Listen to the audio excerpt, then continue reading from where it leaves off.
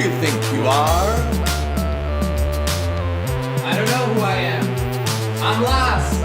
Does anyone really know Who we are. Episode 15. Yeah, episode 15. Here Episode 15, yeah, of course. How you doing?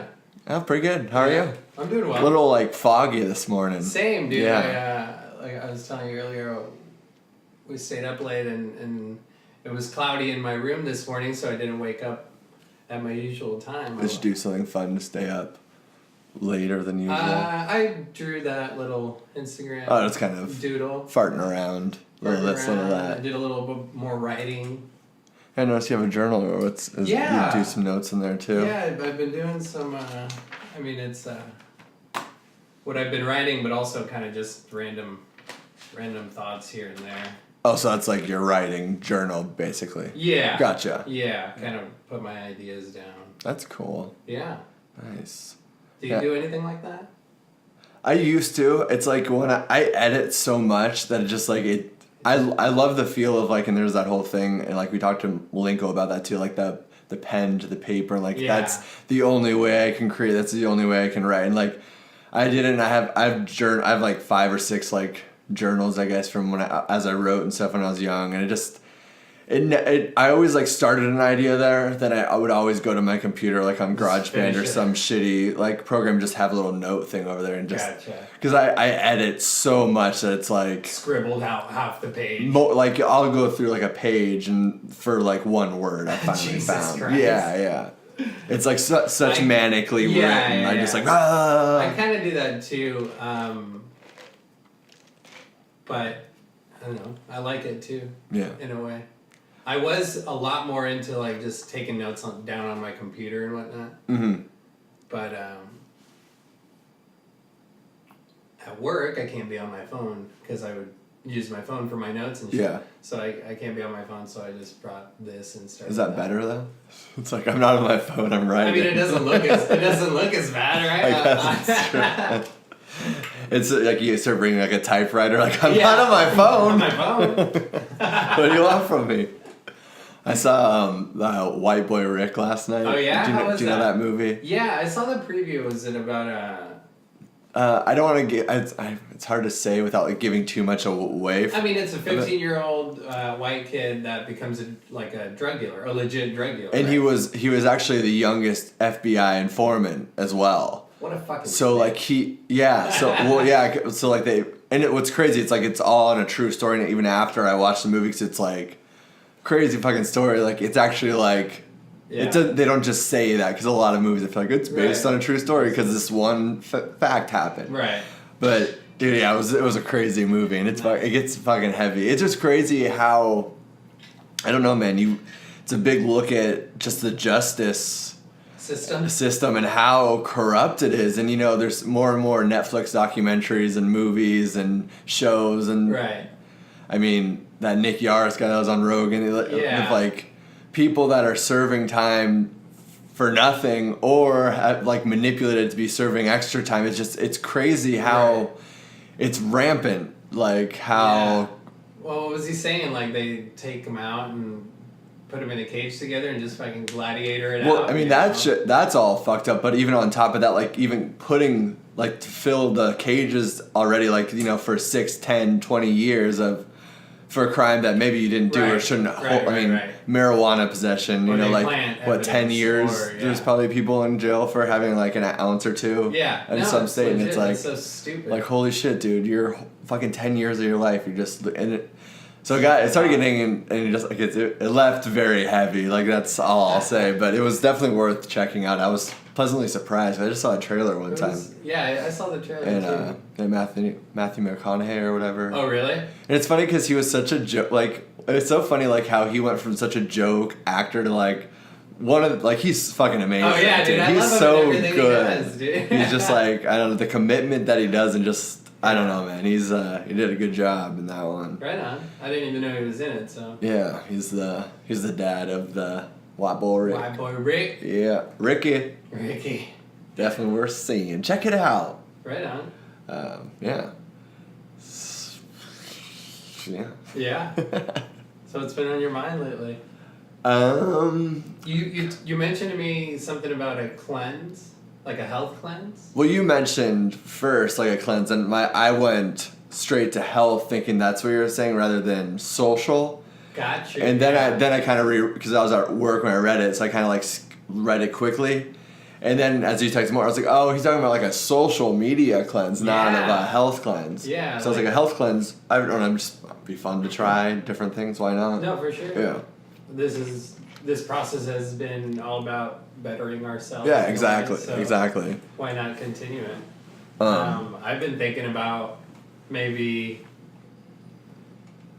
It's so hard because your phone's such a tool at times too. Mm-hmm. But when do we? Because I found myself scrolling, and I justify it by saying it's like marketing or like, market research for this podcast, liking and commenting and whatever. But it's mindlessly scrolling. Yeah. So I've been trying to stick away from that more, and maybe deactivating some of the accounts for a period of time. I'm not saying for like ever. Maybe just 30 days, see how it goes, and I'll analyze myself then and find a solution then for that. Yeah. What do you think about deactivating? Facebook, Instagram, Snapchat. All of them, even for the Pretty much, the podcast too. Just that's the hard part. That's like the tool aspect. But I found myself scrolling on that too. So if I keep that option available, it's gonna be minimizing my usage. I think that's the problem. Like when you say like the tool, and that's something I think you have to realize that it is such a tool. And what I think is actually pretty cool, because you mentioned this, and I was looking at some like apps and kind of ways that you can monitor your use, or like.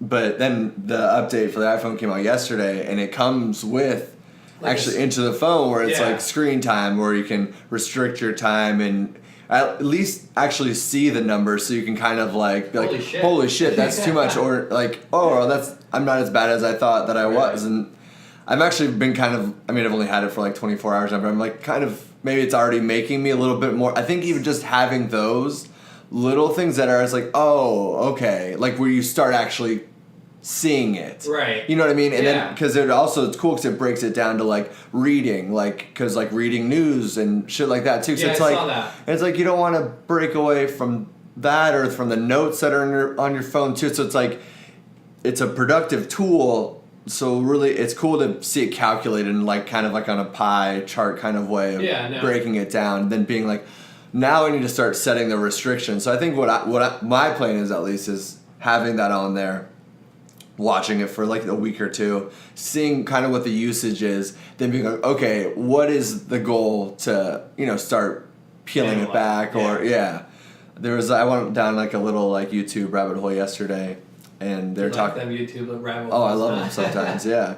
And this one was about just like how technology is like just kind of really just incorporated into our lives, because like so much without us really realizing how much we've kind of changed. And it's like the first thing that you do in the morning is look at your phone. Everybody. And it's like this little robot thing, like they even say, like one of them is even called Android. Like that's the name of a robot. It's like, but it's crazy because that it is very true, where it's like you roll over and you wake up like that's and then this morning, even from just watching the sign, I'm like not gonna like, no, I'm like gonna wake up, like collect my thoughts for a little bit, like, and then that's kind of what I did this morning, because I look at my phone to check the clock, and it shows you some notifications. I usually click on them, right, and I'm like, oh, what happened, and blah, blah, whatever.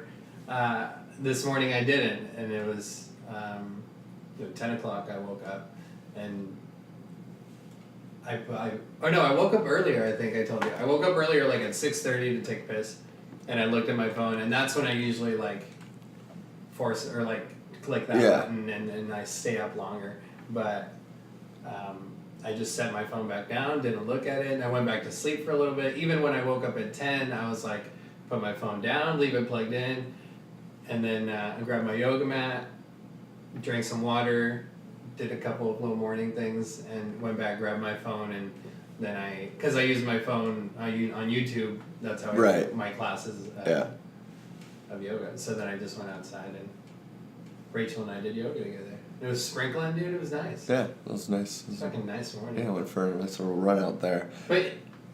But so what I was gonna say, which is cool about, I guess, so when you wake up with the notifications and like your instant things like I need to do this, I need like always responding right away. I think maybe that's part of the problem with how we're processing it, because wanting to automatically does that opens up that rabbit hole of going down this trail. Then all of a sudden that little one message turns into 5 minutes of checking your Instagram, Snapchat, all those fucking things. So I think one cool thing about this thing of like, you know, telling you how much every day you're spending on social media, where it's like maybe you spend 30 minutes that day for the podcast or for promoting music or for your writing, where you're like, this is my window, this is when I address all the notifications and everything, then I just put it up. For I think that, for me, I feel like that's what I want to kind of start addressing it like, where like it's, you know, when I work out, when I go for a run, when I'm meditating or doing yoga, it's like you take the time, you put your phone away, and then you focus on the task.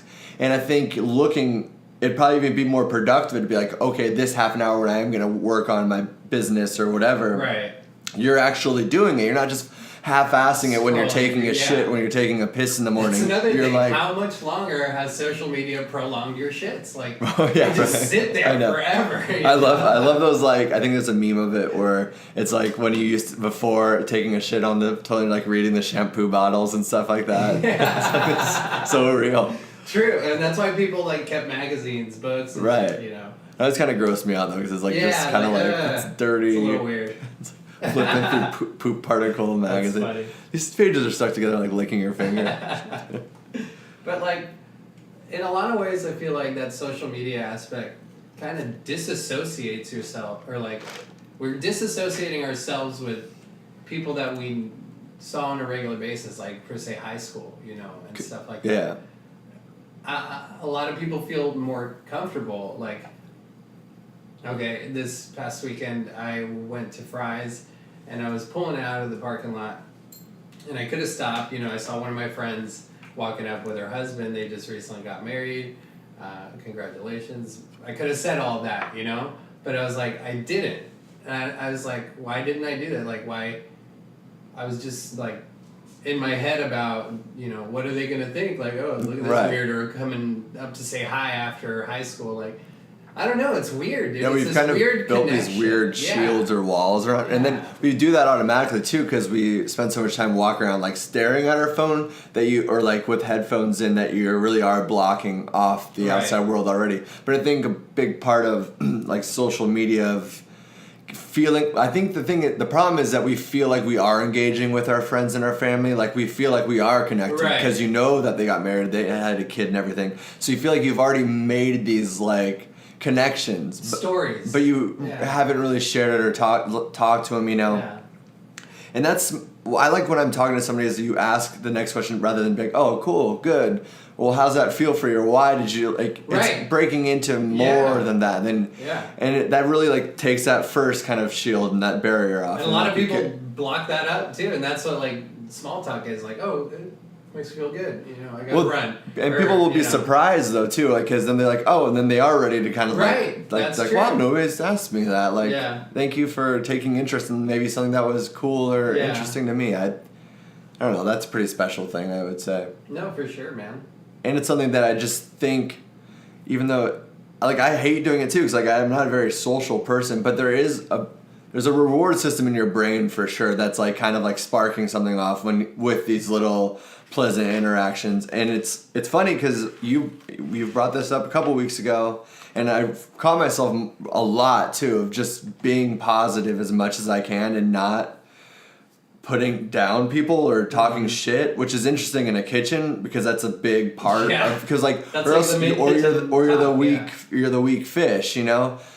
But I've always really hated that about working in kitchens. Like, it has to be this like macho, like talking shit to, it's like I don't know, it's such a negative, bad energy where I feel like when you are putting out this positive, free flowing thing where you're not falling into that trap, I feel like that is contagious as well, and it spreads onto people because it just makes people feel good. It definitely is, man. Like there's got to be something true to an energy or an aura or some kind of like, if we're all created from the earth through the universe, like as just matter.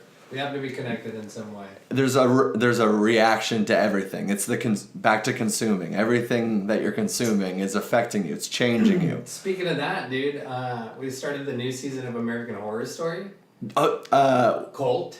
Okay, so last year's, because there's a new one too, which is fucking. Oh, the Apocalypse. Yeah. I guess. Yeah. I'll talk about that one. Talk about Cult first. That one's fucking came out awesome. on Hulu. The whole season, right? The whole season. Yeah. So we started that. We never watched that. I think the last one we watched was Hotel. Yeah. And dude, the intros for that is like so creepy. good. The music's so good. It makes me feel like a piece of shit almost. Like, I don't know, like you're consuming all this like death and it's interesting, right? And yeah, it's very interesting. Yeah. It really brought me to like what we've talked about, you are what you consume, and it almost made me not want to watch that show. Yeah, like what am I getting from this? What am I? Like what fucking deep, dark, sinister being inside of me is like kind getting of a like fucking boner right now. You know, like yeah, it's weird. It's a weird. I mean, for me, horror is my favorite thing too. So yeah. And even like last night, it was super late. Well, not super late. It was like 11:30, almost 12. Like I want to watch them so late, folks. When I say I was gonna watch like a campy horror movie, and I was just kind of like, why am I gonna watch this before I go to bed? Like it's just like a slasher movie, and I'm like, I didn't watch it actually. I'm like, I'm just gonna go to bed and. Good, man. But I don't know, and that's I hate the fucking. It's all about balance, all moderation. Like I'm sick of that phrase. I hate it. But I don't know where the line of it is, because if it's something that you do enjoy, like, I don't know, I enjoy the thrill of it, like, the kind of, like, the anxiety. Vicariously. Well, one thing I do know about horror movies is it's, like they say, sometimes you don't even necessarily enjoy them during the movie. It's after it. You get, like, this kind of weird thing in your brain where, like, you live in that reality in a strange way. Yeah. Which I do feel like I use in writing quite a bit, which maybe I'm just dressing it up as something that it's not, to be, like, try to make me okay with watching fucked up horror movies. But I do feel like there is something that... Sometimes, like, the suspenseful music, the way that it can kind of manipulate the audience, like, there's an art to it, there's a flow to it, there's not brainwashing, like, what's it called when you're, like, the magicians that will kind of, like, cast a spell on somebody, you know what I'm talking about? Hypnotizing? Yeah, like, it's like there's something, like, hypnotic to it, you know, like, very, like, I don't know, and that's an interesting thing to tap into. Because they've used that little, you know, in the background in every season. I feel like taking it back to that American Horror Story, but yeah, in the end, it is what you consume, dude. The fact that in moderation, I mean, you can balance that in a way, but I thought about it afterwards too, watching the first 3 episodes, and I was like, I do enjoy that. Like, it is beautifully written. And it is a piece of art, you know. That's true. I think I was just trying to say, like, oh, they're brainwashing me into all this, or like they're showing me snips of what could happen in the future and this and that, and it's like, to a certain extent, it is, because these writers are imagining what's going to be happening in the future. Or this is like kind of how, and then they kind of throw it to like a different, so like they see it happening and then they kind of make it become a character. Yeah, because that's exactly what that was. And that's a form of art. Like that's what you said, you know, last week of like being like for me, like a musician or a writer, like you have to like take something that you know and then blow it up. And then kind of see where it goes. And that's the imagination. That's what's really fun about that too. And to be honest, like, I mean, I do enjoy it though. You know, I do too, and that's the thing. I guess it's looking at what you're gonna consume, and is it it's art. It's as simple as that. And that's how we consume art in this day and age. Yeah. So there's obviously lowbrow, highbrow, and then maybe there is shit that's like brainwashing or that you shouldn't watch, like the Human Centipede. Like, like, is that great writing? Is that art? I mean, you know, I don't. Or is that just some sinister? See, that's probably shit that's like, if you're watching that, it's like maybe. Maybe there is something wrong with it. Yeah, like at least there's some kind of like theme story in American horror story. The new season is fucking. So like it's just one episode in, but it's apocalypse. So like the world ends and there's like 4 bunkers of high societies that are existing during like what underground, like as you know, they're just like nuclear bombs and all that waste and stuff. Yeah, radiation. So it's like these 4 societies are like Freemasons and shit, just like now in their own like kind of like how they want society to run. It's gonna be fucking good, I feel like. That's interesting. But it's funny because I've watched every season of that show and I've only liked maybe 1 or 2 seasons. Like they always start very promising and then I'm just like, like Hotel, like you mentioned. I was like, it started good, then I just was like, no.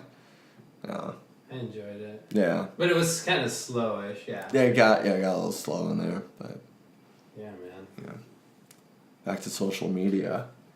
Yeah, it's just you're more comfortable online, I guess. You're hiding behind something. You're hiding behind something. I mean, it's like that's your ego too. You've created your ego, and like your sim. You've created your like your AI, like who you want to interact with the world. This is how you want everybody to see you. That's kind of interesting. That is. Yeah. There was this. I remember this app came out a long time ago. It's called the Whisper app, where it's like. Wait till you see It's just like secrets, like just random. Oh, I remember that. That was a website for a long time. Oh, really? Yeah. Interesting. Yeah. I had no idea. So what? I don't want to like remember your story of it. So like this girl showed me that she sent it to me like 10, 12 years ago or something. And I'm like, I see it and I go to the website and I'm like, what the fuck? And I'm like, is one of these hers? I'm like scrolling through, reading all of these fucking, you know, it's basically somewhere you just post secrets without a name just to put it out there to kind of like, and I'm like, why would she send this to me? I'm like, are you just freaking out or what? I just had a very wild imagination when I was a kid. Always like worst, craziest scenarios. I was fucking insane, dude. But anyways, back to the app of. I mean, it was just it's easier to tell somebody something that you don't know and you've never met, and kind of just putting it out there too, you know. Right. And I guess I was a writer in me, just kind scrolling, like looking at all these people's like.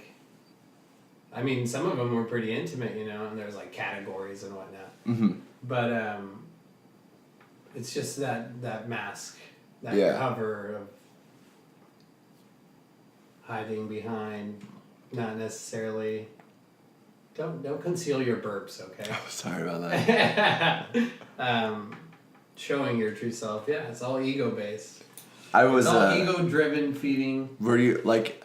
It was nice because I was off all of it for a long time. Cause like I not because I hated it, it's because I knew I had an addiction to it from MySpace to even AOL AIM days. Like, did you fuck with AOL Instant Messenger at all? Not Instant Messenger. I started to fuck with social media with MySpace. Like AIM, like me and my friends, we would talk on that for like 5 to 6 hours a day, dude. That's crazy. Like, and dude.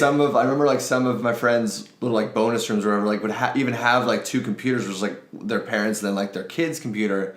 And we would both be on them, even in the same fucking room, like talking to our friends from school, like, and we would do that for hours and hours. Like, I was always addicted to this, like, I don't know. And then MySpace came, and then MySpace was like, I spent so much time on that. Thank God it wasn't on my fucking phone, because I already like it was. I don't know. Seriously though, no, I did too. I remember, dude, before any social media. I'd go up to the courthouse where we used to skate. Like a group of us used to skate. We were all lived in the same neighborhood, and you'd roll up there in your head, not knowing if they were going to be there. You know, usually this is where they're at. Yeah. And if they're not there, you skate by yourself, and you know sometimes they'd show up after, or it was so different, dude. Yeah. You weren't relying on I don't know, this false connection. Yeah. With people. I don't know. And then are you like for me, I didn't like when I didn't approach my friend in the parking lot or whatever. You know, that sounds kind of creepy now that I say it. I didn't like following them. Yeah. I didn't like that about myself. I like look and I saw like I was like, why did I just not say hi? You know, what held me back? And you almost like hide yourself. Like when I know, even if I see somebody in the store, I'm like, oh God, I don't want to. I mean, unless you don't like them, and then you're like, ugh. Yeah, but even if you are like, even like, I don't know, what's it called? Like, you're not really friends. You just kind of like associate. You recognize. Yeah, them. you know, it's like that's still kind of like, hide behind the brand. Hide, yeah, exactly. Yeah, it's like my worst nightmare, seeing people in public. But I don't know, so I just said, fuck it. Anybody that I see or I recognize, I'm just gonna say what's up, and they look at me like I'm a nutcase, and in their eyes, I'm a fucking nutcase. Yeah. You know, I was just being nice, assholes. Fucking MySpace, dude. It was great for music. I remember. I did enjoy. I remember that. Like you could you can have your own. But now, but I was thinking about that the other day. I was like, but was it really great for music, or was it just like that cloudy nostalgia glasses? Like those were the days. Like how great MySpace music was. Like it probably wasn't actually. Well, there's like MySpace rappers too. Like was there? Yeah, I remember like people promoting themselves on MySpace. I was in the hardcore scene those days. I don't know about any of that. Had those bangs, those like mirror shots. Oh, I had so many cringy photos. It'd be terrible to see some of that. I do remember coming home like after school and just barely knocking out my homework and sitting on the computer, dude, for till like midnight, 1 o'clock. Just endlessly on MySpace. It was at the time. Mindlessly scrolling. What's crazy? Yeah, kind of. I mean, I don't even remember what it was like scrolling through like on a MySpace. Like, was there a news feed? Was there? No, I don't. I think you just had your page, and then you just had friends, and then you. You had your comments too. You had like. That was the thing. You commented on people mostly, right? Yeah, but I mean, you just go down like YouTube rabbit holes or like their links. They'll send you to different pages, whatnot. Yeah, also, like. Just creep on people that you don't even know, dude. Like, yeah.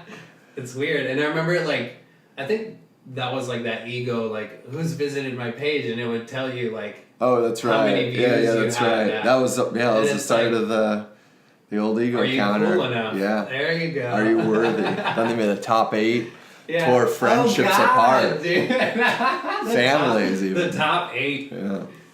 But what's crazy about that, like what I said before, is like there wasn't MySpace on phones, and it was you're still on the family computer even like or on dial-up, or it was still very. So now think about a kid born today, like I don't even know what age kids get like cell phones, but I know they get iPads pretty early. Like think about already the amount of distractions and flashy things that they're kind of given. I was thinking about this the other day because I was reading for a while, like, and I was good at it. I was good at it. I was good at reading. Great job. I gave myself 5 stars every day. No, but I was forcing myself to do it. And even if I was like, I'm gonna read a chapter a day, just a fucking chapter. That's not very much. 7 pages, maybe. 7 minutes, or not 7 minutes, but like 10 minutes, 10, 15 minutes. Just sit down, read, and then like writing. It will usually go longer than that because then you'll find that rhythm, and then you'll be like, oh cool, this is interesting. I'm glad I did this. Right. But for me, I'm still I was good, and then all of a sudden I'm so fucking hard for me to sit down and read because like I just get so distracted by all these other things in the world or all these other things that I want to do or need to do or feel like maybe give me instant gratification sooner.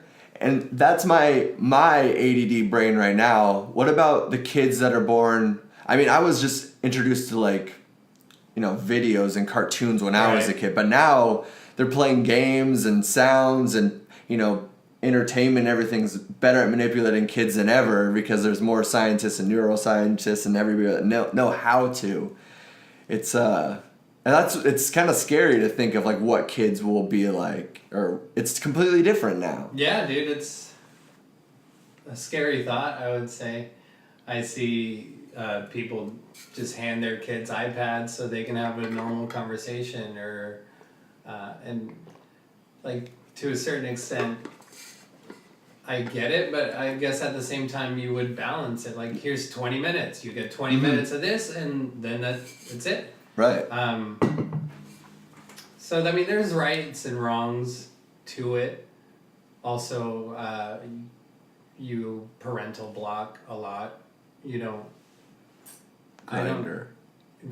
Bumbler, all those. Bumbler. I don't even know if that's an app. We should make it one. We should. What are we going to promote? Or I think you even said a couple of weeks ago, you like when you see people out at restaurants and stuff, and it's the whole family, it's all on there, like trying to just like that's the stuff for me that I feel like it's very unacceptable. Like if out at like a restaurant or something, just put it away. Or like movie theaters, like I remember when I got this phone and it has like that privacy screen thing on it, so you can't see it.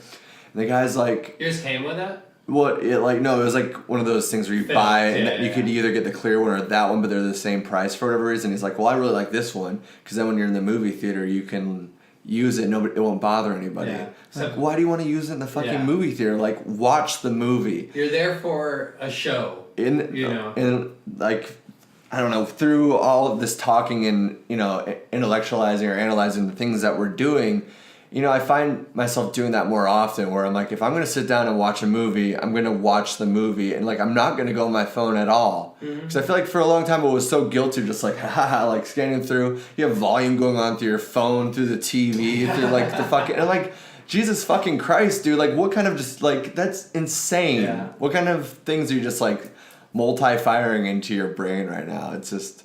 I'm trying to like keep up. With everything and not retaining anything at all, just it's mindless, dude. It's all.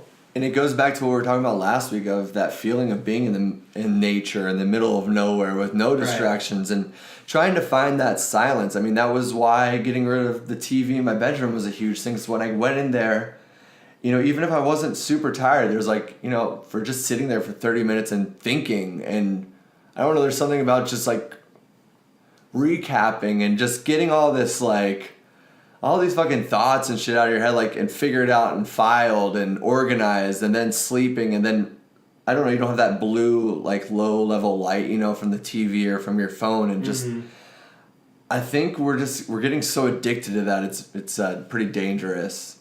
It's addicting. Yeah, it's addicting.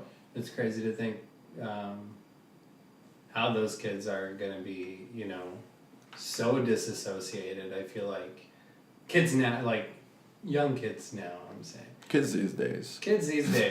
Now, but then again, you get the right parents. You have good parents out there that obviously everybody raises their kid differently too.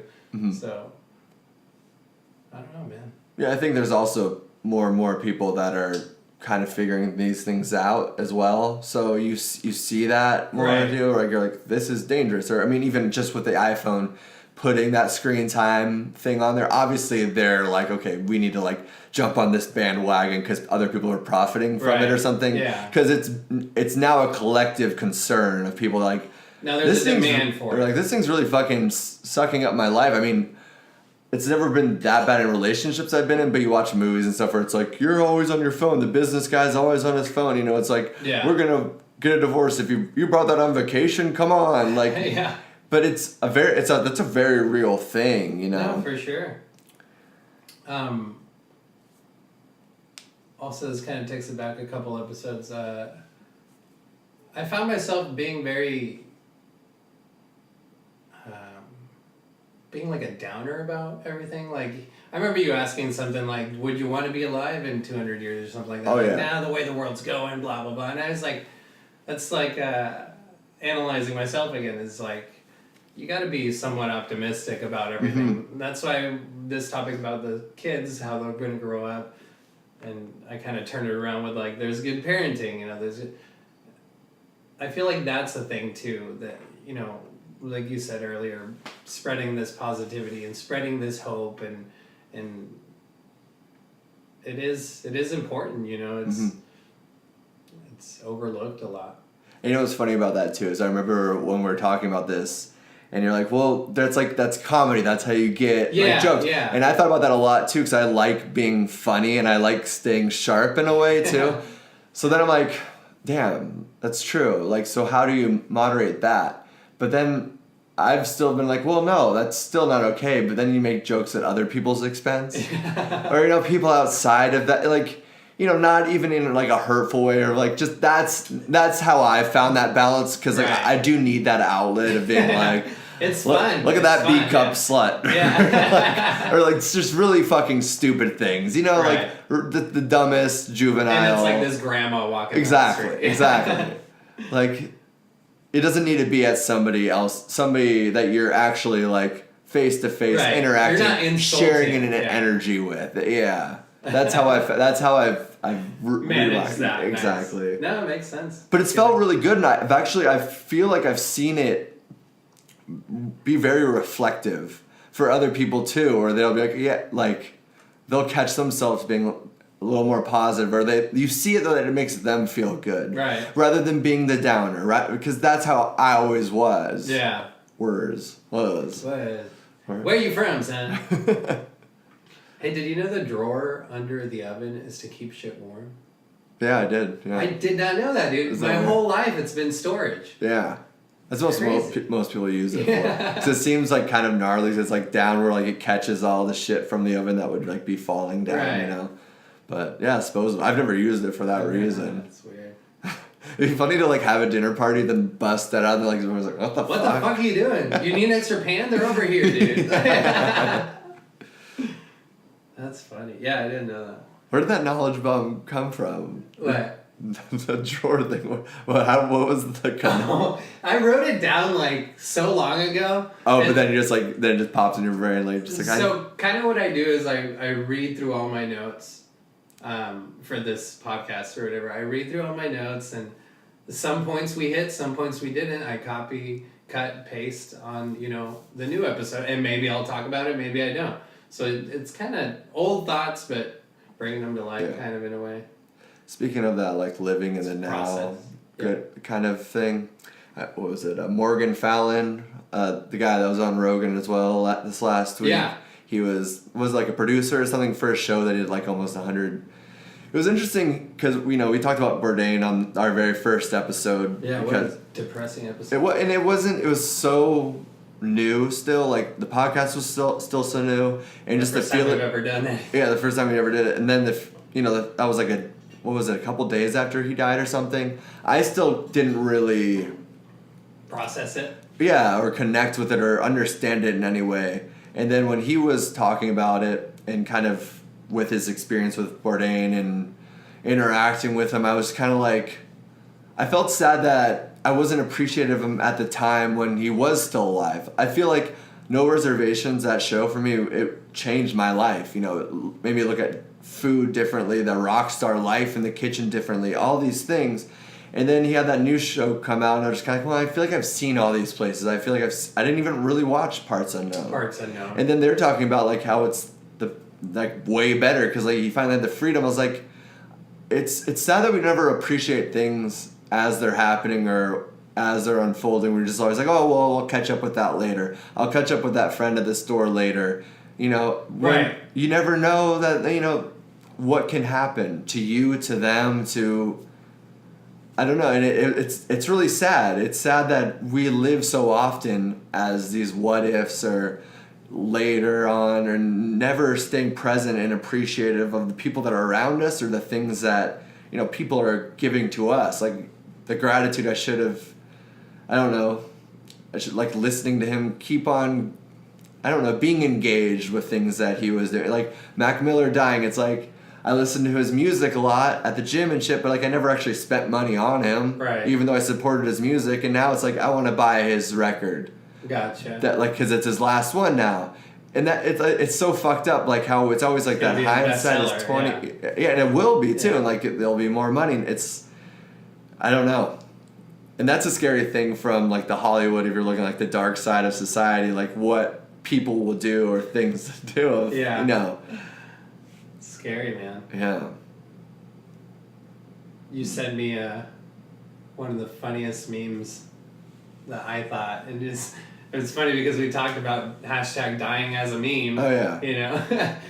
it was congratulations Mac Miller on 5 days sobriety. I was like, oh my god, dude. There's no respect. What was funny is when we had that episode come out, I'm pretty sure that day was the day I started seeing his memes of his dad. I'm pretty sure like we sent each other some that day. Yeah, I think we did. It's like dying as a meme is a very real reality now. And the thing is too, like for him though, at least he has albums and videos and shit where like he doesn't really die as a meme. Then then I was like that scumbag Steve guy or whatever, like yeah, like he could die or something that like he literally was a meme. Like that was milestone. That's like, damn, dude. Fuck, that's fucking crazy. That guy died. Yeah, that's fucking crazy. That you can die. And then there's actually I don't know if you saw the video about this.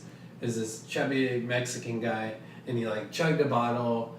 And he was like all drunk and he just fucking... I think I've seen that. He like smacks his face on the ground. Anyways, he became really big. Like, and he went into this lifestyle like kind of narcos. Like he started messing with those kinds of people and he ends up dead. You know, they kill him. He said the wrong thing. And there's still memes like, you know, being spread of him. And it's like, I don't know, man. There's something about that it's comical. It's but at dark, the same time, dude. It's dark. It's very dark, and it's like how much of that? How have we confused comedy with darkness, or like you know? Right, like just putting people down, like the talking shit. Yeah. Like it's like no, dude. Funny to? Is that funny to you? Because it's not funny to this other person. Right, especially on the wrong day. It's like, but that's just such a normal social interaction that you become so accustomed to it. Right. But then if you know, that's the one thing we talk about reflecting on yourself on a daily basis, the things that you do. And take that one step further after it's the things that you don't like about yourself. Even think about the things you do like about yourself that you think are funny or like and then analyze those as well. Yeah. Because too often we'll be like, you see the bad habits, but see the good habits that maybe are disguised as something that's actually destructive in some way or something that you could just get better at, you know? For sure.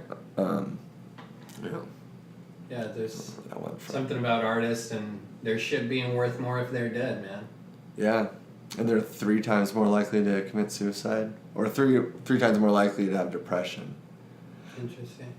I mean, it's not that. I mean, I think it's just you're diving more into they have to be reflective, and it's funny because I had a really rough day this last Saturday. Just the depression, like I was just so burdened by just depression and depressive thoughts and just kind of like suicidal things that like don't come up very often because I do a good job of fighting them off, but there's sometimes that I feel like they do spike up. And it was kind of interesting because we've been writing a lot as a band lately and we have like these 4 songs that I've just really like been kind of living through a lot, like being constantly thinking about verses, choruses, songs, what does it mean, what should this word be, just constantly working on it.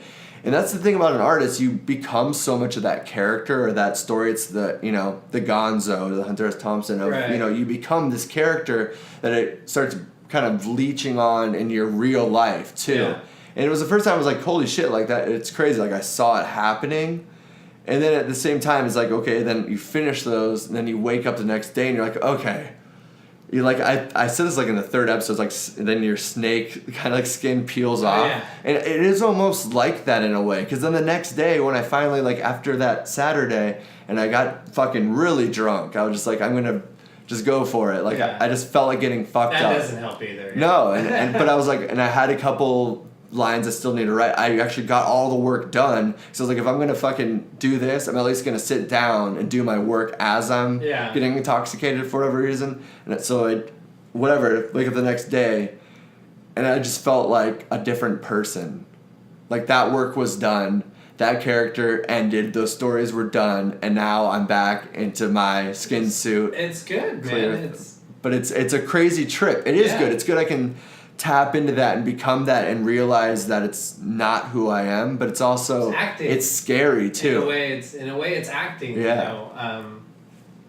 I think I mentioned this to you, the Jack Nicklaus scene where you see him getting pumped up for one of the best fucking scenes in The Shining. Here's Johnny. Right. You see, like somebody took a video of him before getting jacked up, like getting so pumped for this scene. It's like putting yourself in that mode, making yourself feel the grief they feel, making yourself feel all that pain that character is feeling, or what you're trying to put on paper is feeling. Live that for a little bit. It's something that, I don't know, I've kind of learned to do too, and it is like the next day, or maybe hours later, you shed yourself. It's like, oh, why did it? Yeah, like that sometimes was dark. Like that was why did I write that? Or that's just like it just sitting down and then getting into that stream of consciousness. So it's like it just taking these things from the ether and just putting, like, you can't explain it. All you have to do is sit down and do that work. And then it's crazy where it can take you and where your brain can kind of like start maneuvering through. I watched that scene as well because you told me about it, and I fucking love The Shining. I have a poster of it right there. Right there. And it's, you always hear people, these characters that kind of get into their characters where, the method acting. And you see that and you hear the stories, but you never... I don't think enough people really see the Heath Ledger of how fucking dark he got to play Joker. I mean, like, he was living as that person for months. I mean, The Machinist, I don't know if you've seen that movie before. Christian Bale loses his fucking mind. For 1 year, he drinks a cup of coffee and eats an apple a day just to lose all the weight and to become this, like, manic person. Like, the commitment to that. Yeah. And so with any art, I think that's how you reach that true form of art. It's when you're making yourself so vulnerable, so brittle, so weak.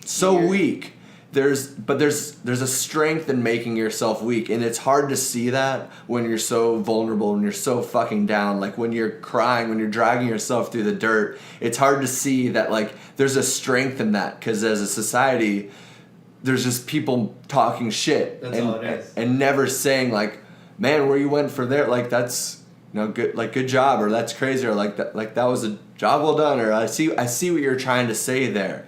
And I think the more that, let's say you spend 30 minutes a day or whatever on Facebook or Instagram, go around, and then because you're setting that time, you're watching the videos, you're seeing what the people are actually putting out to the ether and responding to it, like, wow, that's awesome. Because I think that's also a thing that I'm bad at. I'm friends with so many bands on Facebook because I use it as that platform. I just go through heart, like. So I really digest what they're trying to show or what they're trying to say, and the truth is I don't enough times. So I sit down and listen to the whole song, see something, or try to, like, craft into something that's constructive or something that's like, wow, that was good job. Yeah. Even as fucking, like, stupid as that sounds. Yeah.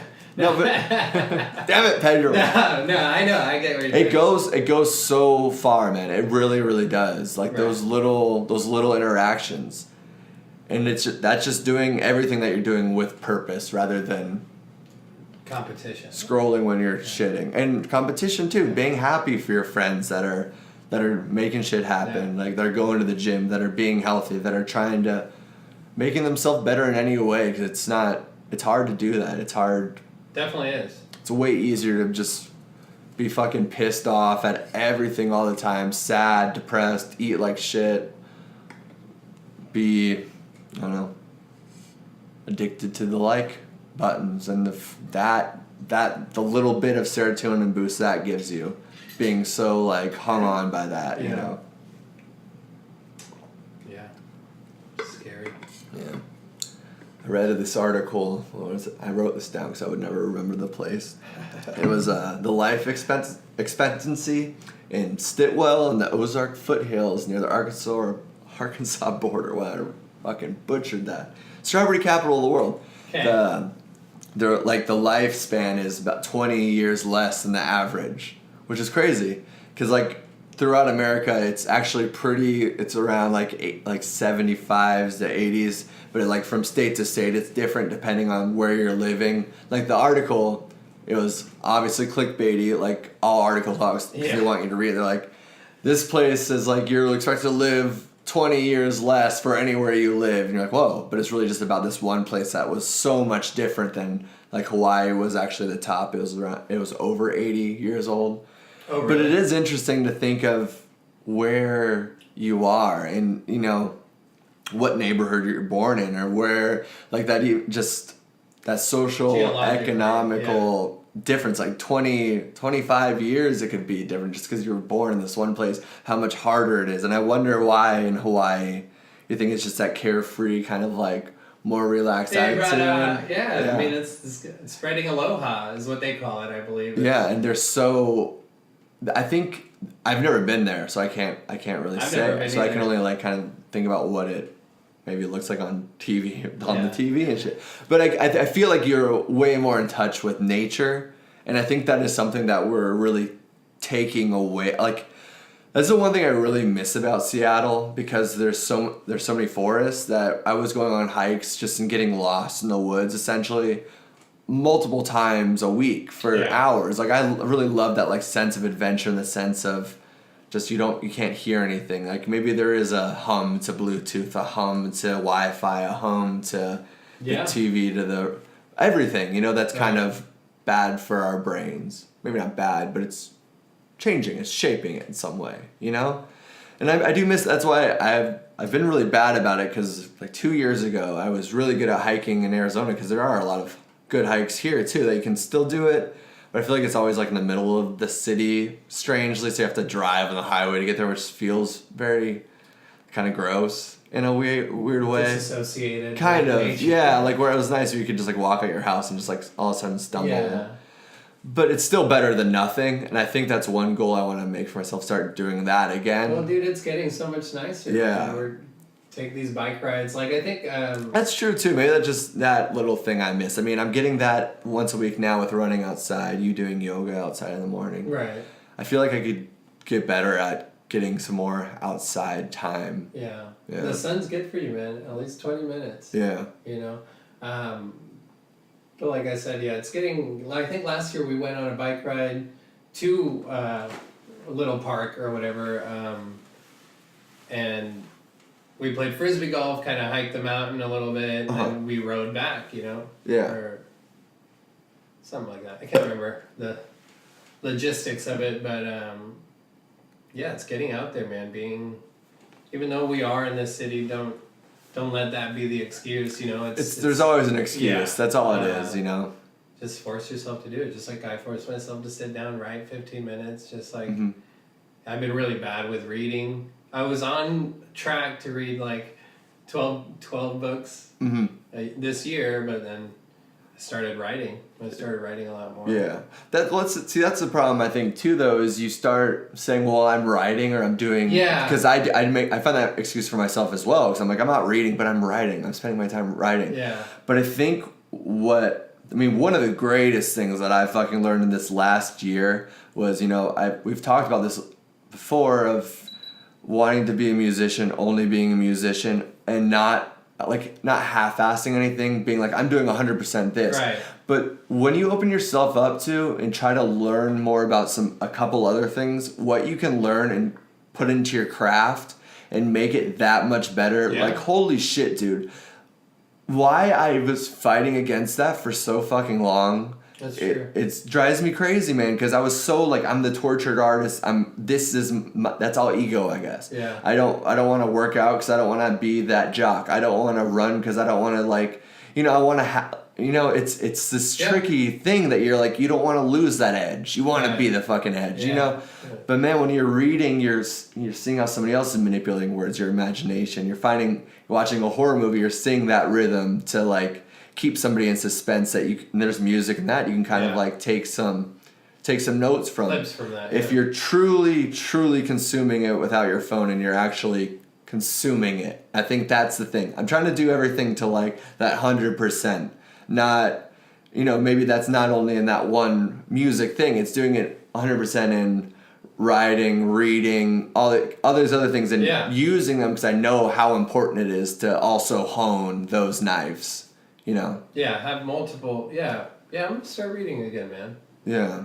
Have multiple... I get what you're trying to say. Like, have multiple things going on at once, but throwing yourself 100% into them. I think I could do that better. I mean, definitely. One example of this, and... Because I've used that excuse a lot. I feel like I've been writing more, but... Yeah, I could. Like these different tools you can use to stretch different parts that you don't know that you need for that. Yeah. You know, like for me, singing with running, the cardio that you learn and the way that you learn, and yoga does this too, where you learn how to breathe. It's like, that's a fucking really important thing to use for singing. Like, what's crazy for me is I never realized how important how you breathe with lifting weights to running, how in tune. Yoga teaches you that more than anything. Like, holy shit, your body moves in a totally different way. You get more space a certain direction. And you can take that with, like, if you get frustrated or angry in traffic, be like, okay, breathe. Like, find your breath in your stomach and remember that you're this fucking entity in this skin suit. Like, relax, dude. You're not angry. Collection of atoms. Yeah. Did you ever watch Inside? Was it Inside? Or no, what was it called? It was that Disney movie with, like, inside the brain where it was, like, anger. It was, like, these 5 characters were inside the... Yeah, I did see that. That was a good movie. That was a good Joy? movie. Isn't it her name? Joy sounds familiar. Yeah, that sounds like the name of it. Inside Out or something? She was the joyful part of the Yeah, that got lost. I don't know. Yeah. Whatever. But yeah, it's interesting, like... It is so like that, like all of a sudden, like they take the wheel. We talked about that when my fucking microphone wasn't working and I couldn't figure out what the problem was. That movie with my sister... Last night, before we went to the movie, we're at that Mexican restaurant right next door. Right. And she's like, I can't find the tickets. I can't find... She's like, I get so fucking angry. So she's just like a mess. She's trying to fucking figure it out. She can't... I'm like, did you look at all mail? Like, search Fandango? She's like, yeah, I did. So then she still can't figure it out. She's like searching online. So then I have to get on my phone because she's so worked up. I need to start like, okay, I should stop being so chill. I need to figure it out too. And then like 10 minutes later... She goes back onto her email account, searches it, and finds it. And I'm like, seriously? She's like, it's the easiest thing because you let these other people take the wheel when that's... Other feelings. Mm-hmm. Yeah. It's crazy. It's crazy how that can really overdrive your life, man. And it becomes part of people's personality, so it makes them feel normal. Yeah, it's like what you were saying. You were living this self-deprecating kind of... I'm depressed. I'm depressed. Angry. I'm this guy. Fuck You the want to keep world. that edge. Uh-huh. It's me against the world. Yeah, fuck everybody else. It's not healthy. Yeah. And it's all for what? And the thing is, that's not the only place that authenticity comes from. And I think that's a thing that, as a writer, at least for me, that I've always wanted to be very authentic with everything I do. Everything I do, I've always wanted to have that, like, he's doing, like, you know, he meant this song. Like, I don't want to be, like, construed as some person, like, so that was always a fearful thing too. So it was like, you want to be seen as, you know, you don't want to be like, oh, I'm just fucking around and laugh. You know, there's a real darkness too, but it's who you're trying to prove that to. Yeah. You know, if it's like, let your music speak for itself, and if it doesn't hit, you know, that's what it is for you, and that's the message and the things that you're trying to say. But it's really all ego, and I really try to remind myself all the time, from, you know, listens to likes to all this bullshit that doesn't fucking matter, man. Yeah. It's manufactured to matter in our brain. That it was something that was never there before, and it's now greatly affecting our life, our happiness, our anxiety, our stress, our sleep, everything. Yeah, crazy, dude. I was thinking about back to kind of the beginning of, like, kids born into how technology is. And I was thinking of, like, meditating and how you know, you're not your thoughts. You're just this breathing matter on earth, and thinking about, like, my dog that's always, like, just looking out the window, just breathing, essentially, like, meditating, right? I mean, what is he meditating? But it's like, what kind of, right? Like, I mean, he's thinking, I'm hungry, I'm thirsty. And then how do you think without language? Like, what is... If he doesn't know words, if you didn't know thoughts, how do you constray of, like, I'm hungry? Like, what are you constantly thinking about? So how many, I wrote it down because I think it's pretty interesting. It's like, how many of our wants and desires are manufactured from an outside source, not something that we truly feel? It's you know, this is back to the Disney pressure. Yeah. This is back to advertisers that are tricking us. This is back to the movie trailers that are putting sounds in your ears to make you want to see a movie. How much of us is a fucking robot at this point? You know, and that's the truth, is the thing, that rabbit hole I went on yesterday, it got very very dark. Yeah. Like in this conspiracy way, like where it's like talking about the first thing you do when you wake up is look at your phone. And that seems like, yeah, that's true. But like, think about that. Like, you never used to do that. And now it's such a thing that's so normal in your life. Then it's like, then the next step is they're trying to brainwash us into changing all your cards to having a chip. So now you're used to people saying, do you have a chip? Do you have a chip? And now it's like a thing that we're always talking about. Like, the chip is now in our brain, that we're used to that idea. Shit, that we're used to having a chip on us. And it's like, now do you have a chip? Yeah, you scan your wrist, or you scan your phone. You start like dumbing down, start scanning your watch. It's all of a sudden, it starts playing more into more that it's just become us. Yeah. Like, we've become a robot because we have Google on our phone. We have directions. We have music. We have text messages. We have our AI. We have our fucking character we're going to use in VR, dude. We have the fucking... It's happening, dude. It's so fucking crazy how... Like, we are a slave. We are a prisoner to technology. It's already happening. And so who fucking knows what's going to happen? You can't fight against it almost. You can't. You really can't. It's so new, too. Do you think technology could be our freedom too, though? Like, stepping into this VR world, Ready Player One type of shit. Yeah, I mean... But, I mean, that's just VR. You know, you're still in this... in the book is post-apocalyptic, you know. Mm-hmm. Which we're definitely not heading towards at all. Yeah. Rainbows and sunshine outside. Everybody's getting along just fine. I know. Maybe this is all a simulation already. And then the simulation is us building the simulation. Yeah. Because we want to get away from this simulation. So maybe that's... Dude, maybe... We're in a fucking loop! Dude! So what if there is time travel? They figured it out. They had to go into time travel to make the simulation to save us from the fucked up direction we're already heading. So like, maybe if there is time travel...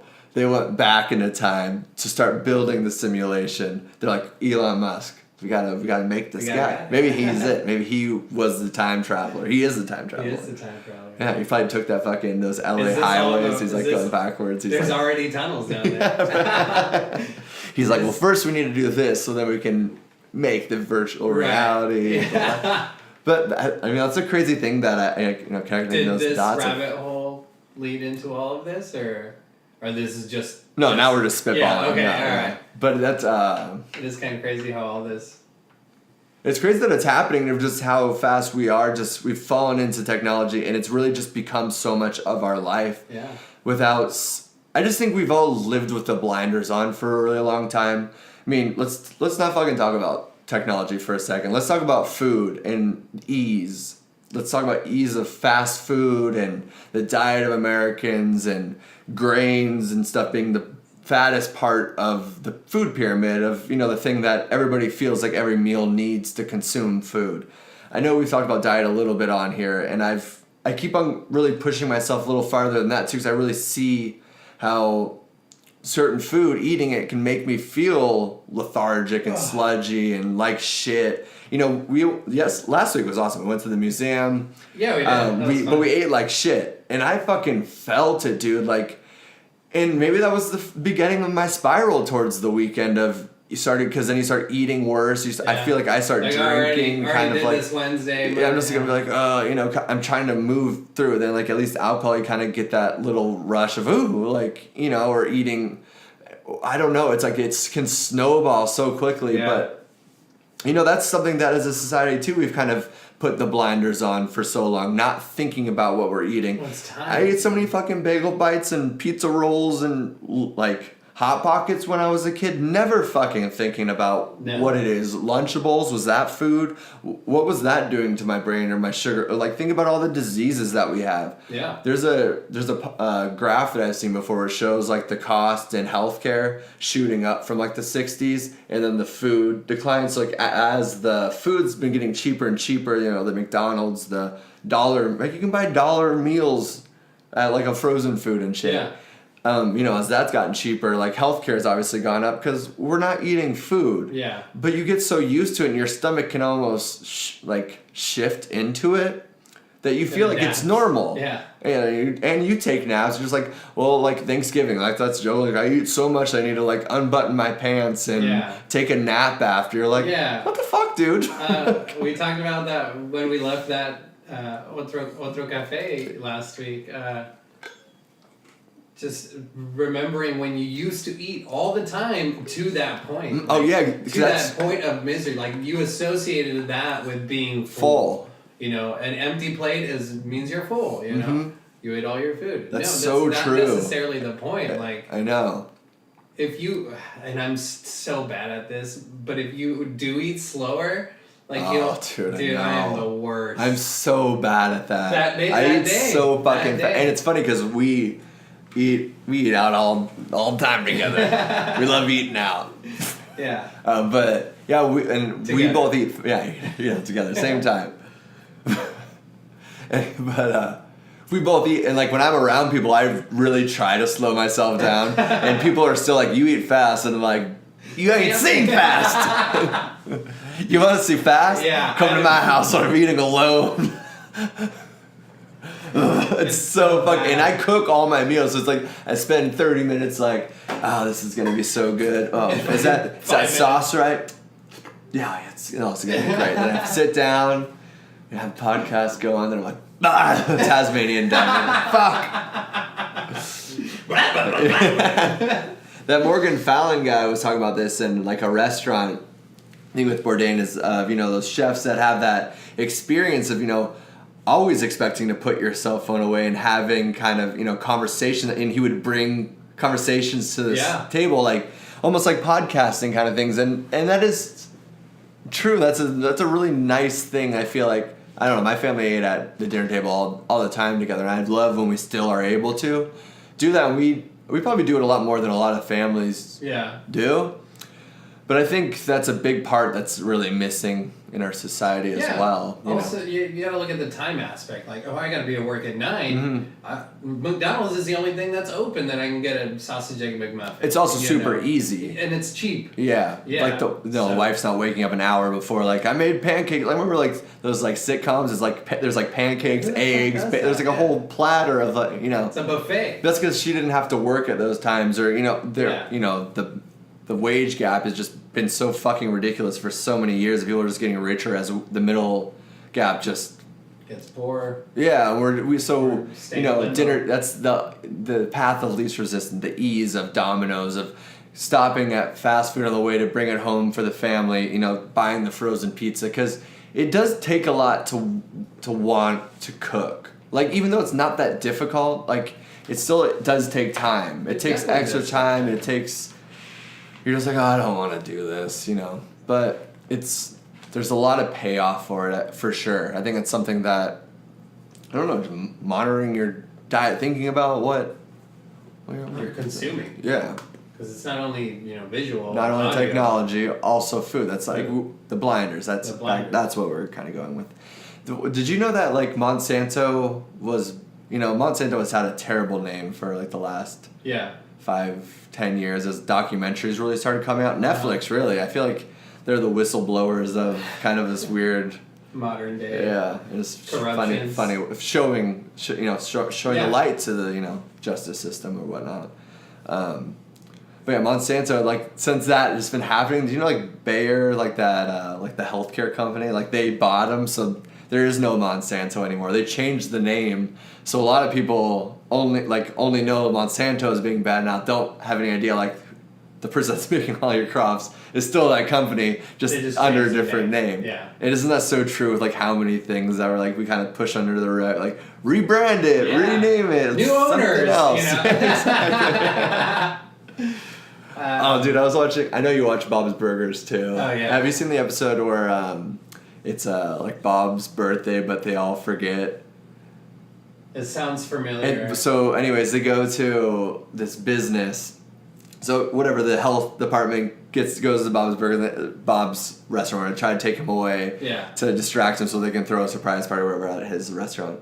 And they take him. He hates the health inspectors. He's like, oh, these fucking people. But it's so funny. They showed this look of what like restaurants are now, where it's like he goes to this guy's restaurant for his first health inspection. It's like, this is our first pre-soft opening. Yeah. And it's just like fucking disgusting. It's like, everybody said I should went to like school or got some training before, but I said I had a great name, so I started doing it. And it's like, skipping those steps, skipping the hard work really understanding what it takes to run a restaurant, or what it takes to do these like endeavors. So many people just like this, and that's the problem with the people with the money, is they are able to do all these things when they don't actually have knowledge in it. Or kind of like that, like work ethic. Yeah, I don't know how that went. How we got to that point. But I just thought it was really funny. But it's funny too, because like so many restaurants don't make it, and you're like, yeah, I know why, because people just throw a shitload of money in them, like in some half-baked idea, without knowing all the fucking work that goes in behind it. And that's like with any idea, Yeah, not necessarily just restaurants. Yeah, it's always diving in, it's that doing your research, taking the time. Yeah, if you're gonna do this, do it at 100%. Yeah, don't have Facebook open, the TV going. Do the time. Yeah. I've been slacking because, like I said, with reading, but I want to get back on it. I actually did start reading not too long ago, but I just put the book down. Anything good? Palahniuk, it's called Adjustment Day. Chuck Palahniuk. Oh. It's his newest novel. It just came out in May, I think. What's it about? I'm like 8 pages. Yeah. I was, and I need to reread those 8 pages because it's been a while. But that's good. I analyze myself now during the podcast, and I'm gonna set this. I'm gonna set this goal now. Yeah, it's good for me. And let's keep on trying to figure out kind of a social thing to do with our social pullback. Like, let's try to get like some kind of deal put together in the next like week or two. Like a 30-day challenge or something of like usage. And let's try to get some people. I know we have people listening here, and I know people have already kind of engaged with even seeing the social media thing. I think let's try to get some other people on. It's like with that positive energy thing. It's feeding that. Like, we got a couple of people at work doing like the 30-day thing. I had somebody else at work the other day. It's like, I'm not going to talk shit all day. I'm going to be positive. And he kept on catching himself. He's like, I just say it like in my second breath, and it's like I don't even realize. It's like, so reach out, people. I mean, that's what we're here for. Yeah. Too, You got anything? We're not alone. Got anything else? No, not really. Well, thanks for tuning in to Who Do You Think You Are with Pete and Nick. Thank you, folks. We'll be here again next week. We appreciate you. If you haven't yet, go subscribe, give us a rating. Like the IG, follow, like. Totally contradicting our conversation today. Use social media all the time. Bye. I'm a walking contradiction. I stay. There's a good line. I'm gonna remember it. I'm gonna start. It's from a rap song. I'm gonna start the next episode with that line. Let's do it. Peace.